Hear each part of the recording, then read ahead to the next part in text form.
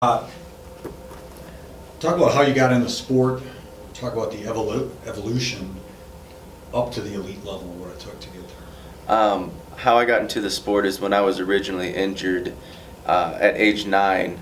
One of my future teammates for my juniors team was in the hospital just having a routine checkup, and his mother actually approached my mother and said, "You need to try this out. This will be a really good thing to keep him active." My mom knew that I'm very into sports, big baseball player, and so we went and tried it out, and at age 10, and been playing ever since. And the evolution to get to this level is just having everybody's backing, everybody's help. My mom was, again, a huge factor in that.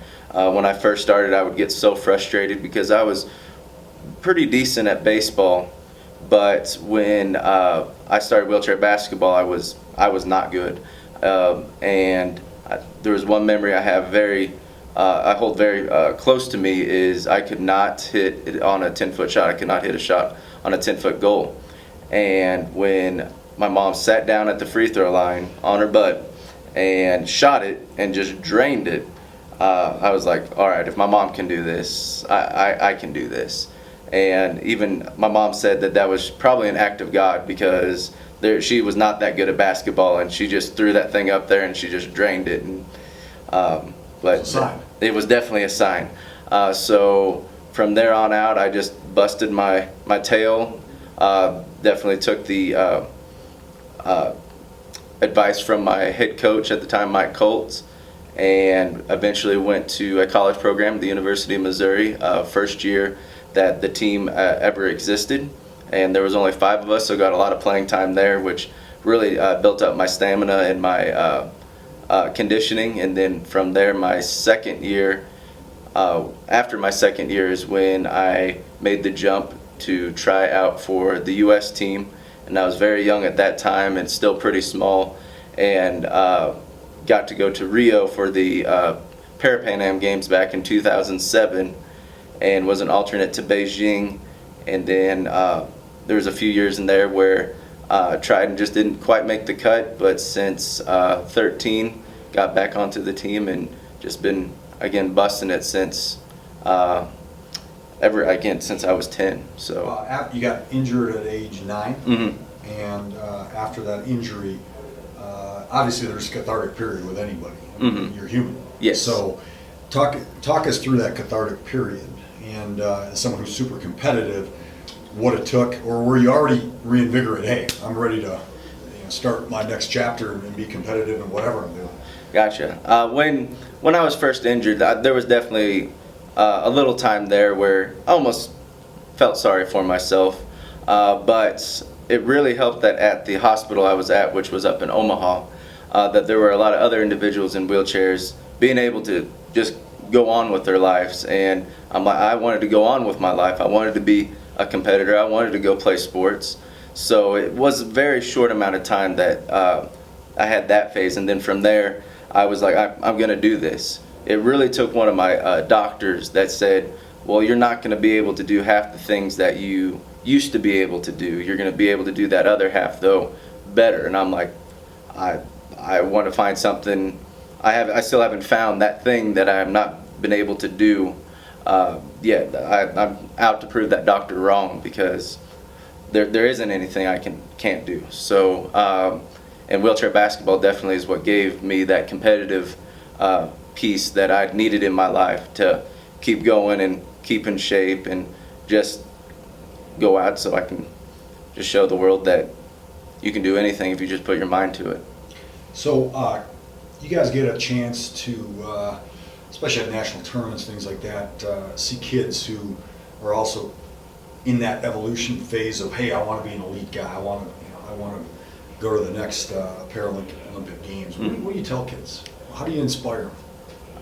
What's kind of funny is I just, on one of the plane trips to one of these camps, I got on a plane, and then there was a child who was about the same age that when I was put in a wheelchair at age 9, who was going up to a hospital visit in Chicago to the Shriners Hospital, which I actually even had been a patient at that hospital and had my second surgery there, which kind of sparked the conversation. and he wanted to get into some sort of sport as well, and he very similar disability. And so I just told him that even though you might have, your legs might not work, that you don't have to stop and you can do whatever you want, even if it's basketball or if it's track or swimming. It's whatever you want, just go out there and get it. It's not going to be given to you. You cannot just expect that the world's just going to give what you think you deserve. You've got to go take it.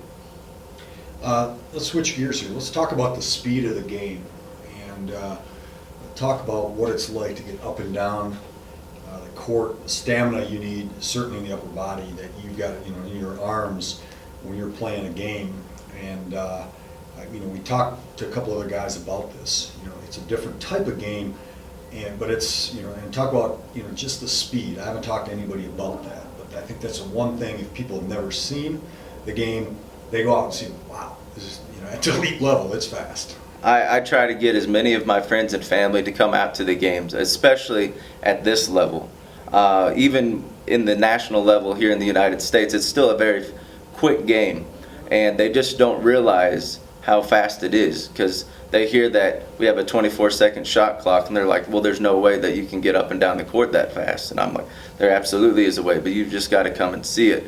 And they don't realize how much banging there is in the sport either, and how much energy it takes to do that. Because going up and down the court's one thing, but being able to just take a blow from the other team, like either from a back pick or from picking yourself or sealing, and being able to just bounce off of it and keep going, that's where the true strength comes into the game.